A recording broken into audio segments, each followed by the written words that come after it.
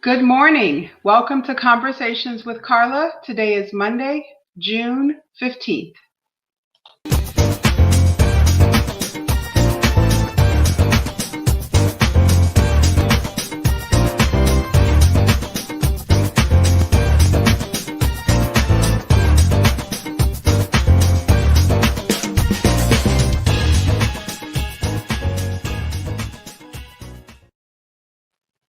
Good morning. I'm Carla Harris, and you're watching Conversations with Carla. So, we have been in the middle of an economic crisis, a health crisis, and I'm just not quite sure how much more our country can take. But this morning, I'm here to talk about money. This generation, it feels like we're in the worst economy. We've had the highest unemployment levels, falling and ricocheting stock markets, and some of us wonder, how will we ever retire? So today I'm having a conversation with Jackie Reeves. Jackie is the managing director of Bell Rock Capital. She is she heads the firm's research and portfolio strategy group, and she and her team focus on building wealth for individuals and families. Jackie also is a resource to the national media, including CNBC, Bloomberg Television and Radio, The Wall Street Journal, and Business Week. So today, Jackie and I are going to talk about some strategies, or just have a great conversation about money and about financial issues. However, I want to read this disclaimer.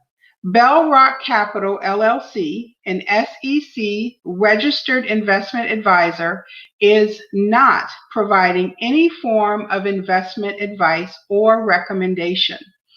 Investments involve risk, including the possible loss of principal. No guarantees can be offered. Bell Rock Capital LLC cannot predict future results. Past performance is in no way an indicator of future success. With that said, help me welcome Jackie Reeves. Good morning, Jackie. Good morning, Carla. Good morning, everyone. Great to be with you this morning. Hope everybody had a great weekend. Yes. I hope you had a great weekend as well. So let's just jump right in. Why don't you tell us a little bit about what it is that you do? Thank you. So here at Bell Rock Capital, we do help individuals, small and large, grow their wealth. So whether that's starting off with $25 a month, $25 a quarter, all the way up to thousands and millions, thankfully, we just want to help everyone grow their wealth for their future selves, whether they want to start another business, whether they want to retire early, and just help them look at money and finances maybe in a different way than they ever have. Okay, good. So unemployment is high. I know, we've had some uptick in employment, which is great. Mm-hmm. People over these past 4 months have been waiting, it seems like forever, for unemployment to kick in, especially here in Florida. It's really been hard to get through the system. So one, how are people really making it during this time? And even though this may not be, according to my conversation from earlier, the worst economy, why does it feel like it's the worst economy? Sure. Thank you, Carla. And I think it feels maybe worse this time because we were catapulted into this recession. And what I mean by that is, unlike other recessions, it was almost like a light switch where everywhere, not just here in Florida, not just in the US, but across the entire globe, we had to shut down everything in order to contain this health crisis. So I think that's why it feels so different. And then frankly, we were all then quarantined into four walls in many instances instances. And that made it feel very surreal. I know for my family, and I've heard from some others. So I think that's why it certainly feels different. We're masked. We can't go into certain stores. Our favorite restaurants are closed down. Our beaches are closed down. Thankfully, they're opening now. So that's why I think it feels a whole lot different and worse this time. And then to your initial question too about how are people making it, definitely here in Florida, I've heard the stories like you mentioned that it's very hard to get the unemployment moving because the system really was not built to handle the volume that we saw in such short order. So because of that, there were breakdowns. Making that system work for any family is really hard because the federal government, the state governments, excuse me, were doing as much as they could to help people have that additional money once they were on the system, that extra $600 in some cases, also getting additional funds for families to help them during this crisis because they know and we know that this was no one's fault. So they were trying to do as much as possible with the various stimulus packages out there. But if you could not get on that unemployment, it has certainly been an extraordinarily challenging time. And I'm hoping, because all this started to happen back in late March and then early April, that many people have been able to get those benefits and then also had kind of a catch up of those benefits. But clearly for those weeks where you were without, it had to be absolutely horrible. Yeah, absolutely. So, in researching for this, our conversation, I literally Googled financial planning during COVID. And most of what I found, in fact, all of what I found, was about wealth management. People and their investments and folks who, typically have disposable income. They are playing the stock market, if you will. But what about those people who are living paycheck to paycheck? What are their options about managing their money during a time like this? And, even thinking beyond this moment, beyond today. Sure. Thank you for that question, Carla. And today during COVID, and just as we were talking about, if you have had to wait to have those benefits click in, it's a very challenging time to try and figure out how am I going to build wealth during COVID. But I do want to have the conversation because the discipline, if you will, is the same no matter what economic period you're in. And what I mean by that is consider, I'll compare it to when you want to go on a diet, but consider journaling all of your expenses week to week, day to day, and then evaluate those decisions. Kind of just do a look back on those specific investments, specific expenses that you've had over the last week. I know with myself and my family, the expenses that I've incurred during COVID are very different than the expenses that I incurred pre-COVID.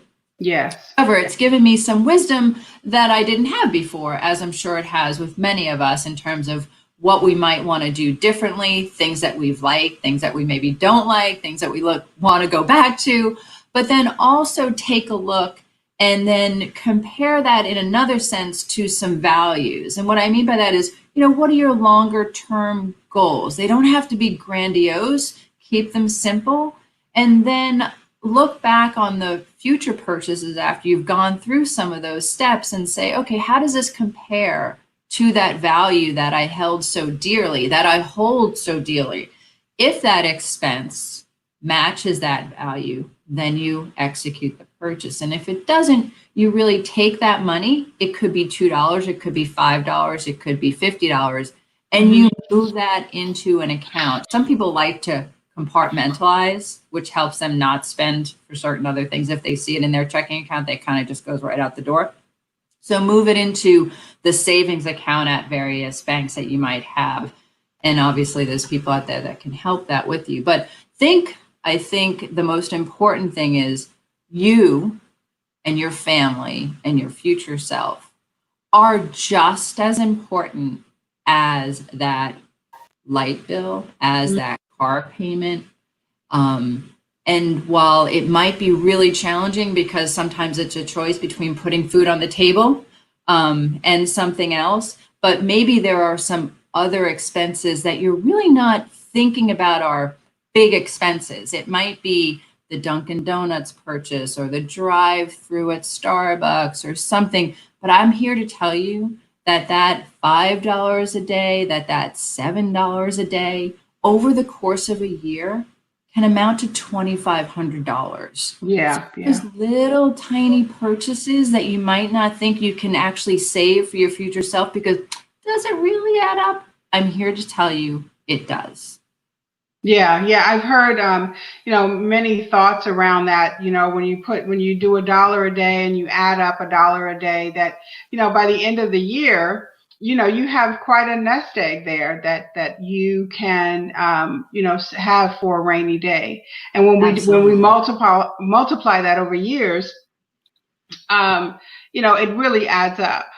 So let's talk a little bit about generational beliefs around money. So I think that has a big impact on, how we're taught as children, how we break those generational curses about money.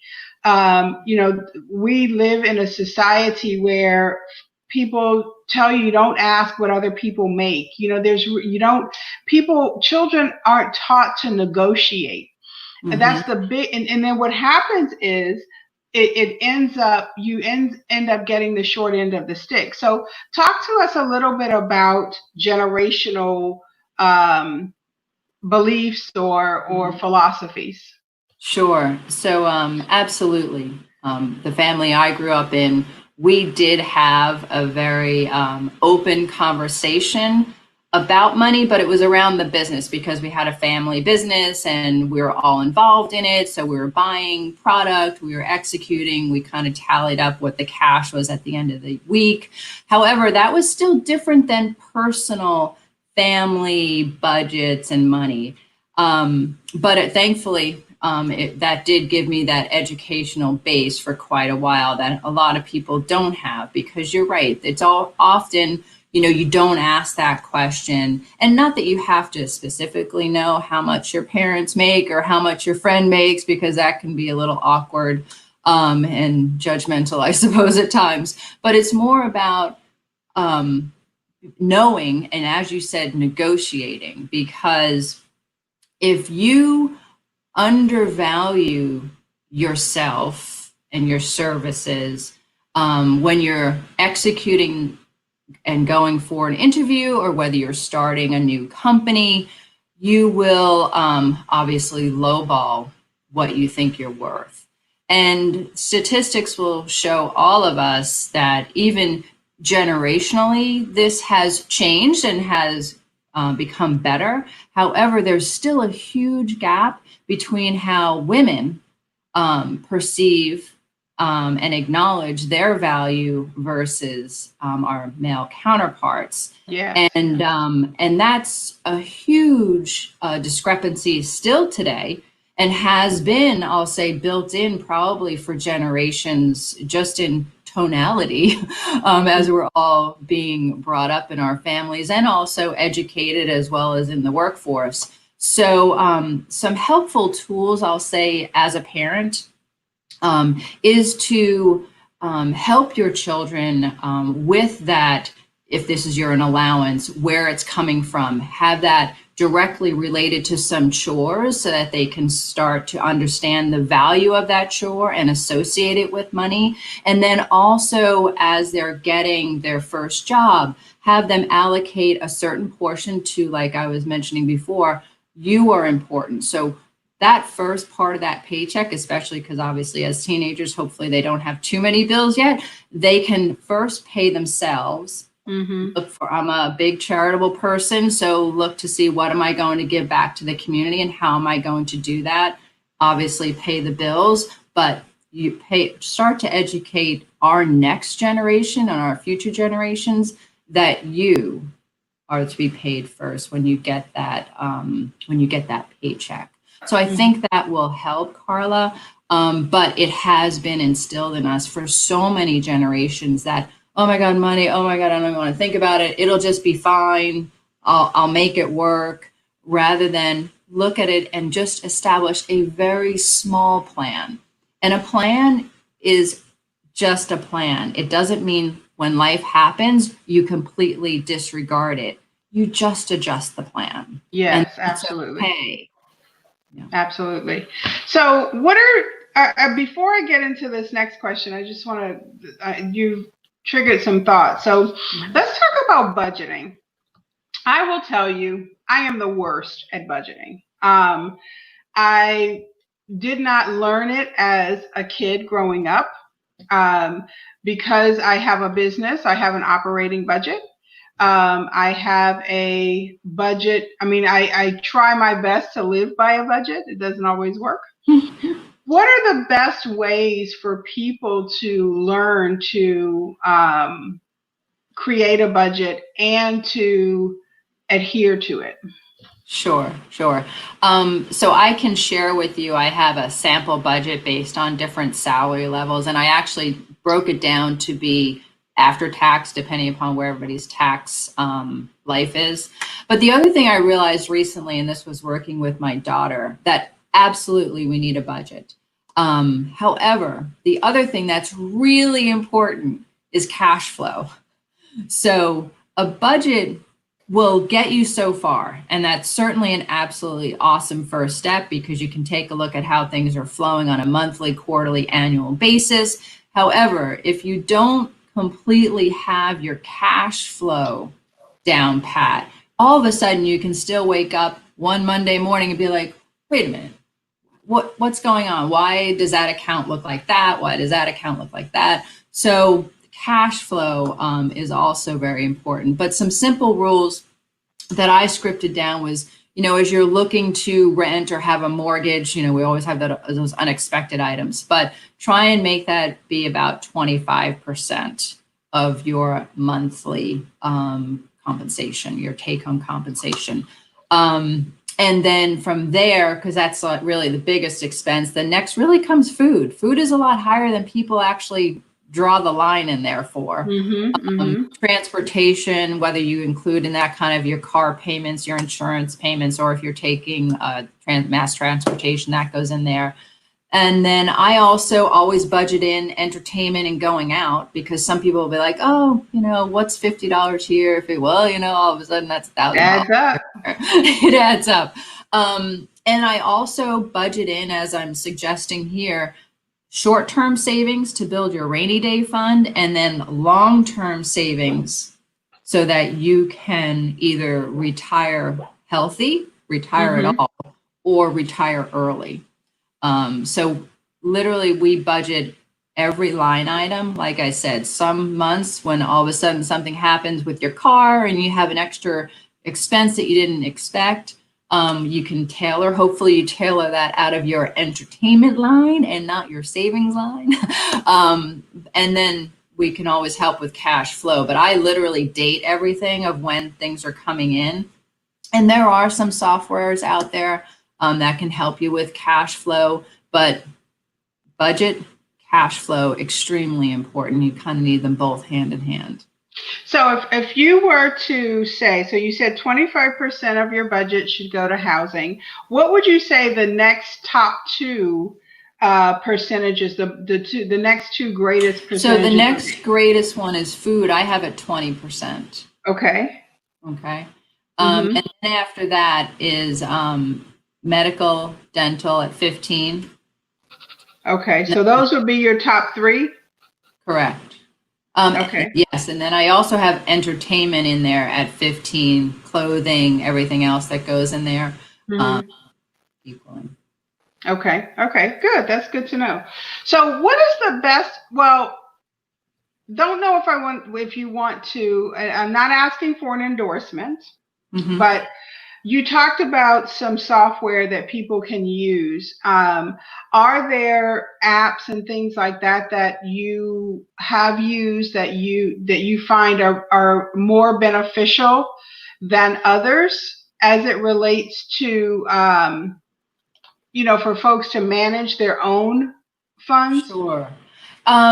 So you're right, I can't get too specific, but what I will Sure. share with everyone is that your financial institutions do have a savings, most of them, I won't say all of them. Most of them do have the ability to have your checking account side by side with a savings account. And then if you do simply Google some stuff, there'll be some well-named items out there that can help you with higher than your checking savings account percentage, even in this environment in which we have a very low rate. So obviously home buying and refinancing is off the charts, but they do have the ability to use some simple funds that have a very low expense ratio for you to get started. And there are advisors out there too that work with all different size accounts, including ourselves. We will just keep it very simple, straightforward. And there are even some others out there that I've seen recently. I just don't know their entire expense makeup. Mm-hmm. So let me just give you some recommendations in terms of what questions to ask. So as you're opening up an investment account, ask first and foremost if the person helping you is a fiduciary, and that's a longer conversation. Number two, ask them obviously what the costs are, and ask them what the tools are that they have to help you as the investor save wisely and be able to plan. So what kind of those I think are the three key components to evaluate any provider out there. Okay, great information. So, what is the best way? So, you talked about going to your bank, you talked about some of the questions. Um, I think a couple things. I think number one, we are grossly undereducated about finances and money in general. And I think that there's a fear factor when it comes to thinking that we can invest and set up investments for our children, for ourselves, and things like that. What is the best way for people to educate themselves about money? Sure, great questions. I do a lot of reading. I'll say when most of my stuff is all electronic. Just I've tried to go paperless to save the trees. But I do like the Wall Street Journal. I like Barron's, CNBC, to name a few periodicals. Sometimes I'll just say my view is to ask yourself a few questions. One, how long do I have before I'm going to need this money? So that's really the first question you should be asking yourself. And then the second one is a little harder to gauge, but once you know, we'll call that the duration, how long I have, then you know how risky you should be. So for example, if we just go back to our last Great Recession, started in 2008 time period, until today, which, this is clearly a black swan type of an event on the health side, but that's a good, 12 years, okay? So it took probably about 5 or 6 years. If you didn't touch the money, say it was in a 401k or retirement plan, you had probably a good 5, 6 years, and it came back and then some. So consider how long you might need that. And then how risky or how risk averse you are. So maybe ask yourself some simple questions. If I were to invest this money today, and then 3 months from now, because not of what I picked, I'll just say it's the market, it goes down 30%. Would that really freak me out? Mm. I don't need the money in 3 months. I don't need it in 6 months. If it does, and you know you don't need the money for a while, then investing in like the market, which is the S&P 500 type of investment, that is very risky and people don't realize that. So you need to do something less risky, like a growth and income portfolio. That's more of a balanced portfolio. And then so those are the specific questions you should be asking yourself to, like you mentioned, how do I educate myself? Mm-hmm. Those two questions are probably the most important questions you can ask yourself before you start investing. And then some people are absolutely terrified of losing money. So for them, principal protection is first and foremost, meaning they'd rather have a little upside, but no downside. So that's, ultra conservative capital preservation, low yield, but you have a lot of comfort. And that does involve a lot of insurance type products. And that's a different genre. But my point is there is something for everyone, but you need to really be honest with yourself in terms of what you're willing to take and also how long do I have before I want to access those funds. Gotcha. Okay, so that's sort of our driving force, is how long can that money sit untouched? Correct. And you can also bucket it, say, for example, I want to have a quarter of my money that I'm putting aside be accessible short term. So it's not an all or nothing. You can segment your buckets, do some very conservative and others more aggressive. Okay, great information. Well, this has been a great conversation. I appreciate you being here. I always like to end on the top 3 things you want to leave us with. So what are your top 3 things? So my top 3 things are to journal your expenses, right? And then assess and then evaluate. And the reason I want to end with those, Carla, is because you want to change your mindset to change your future actions.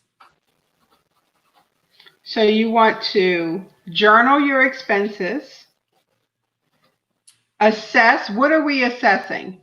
So you're assessing those purchases. So first you're going to journal all of and then you're going to look back, kind of like your Monday morning quarterback. Was that smart? Did I do the right thing there? And then you want to, the last thing, the third thing there is draft your values. So then you're going to go forward and constantly evaluate your purchases based on your values. Gotcha. This is great information.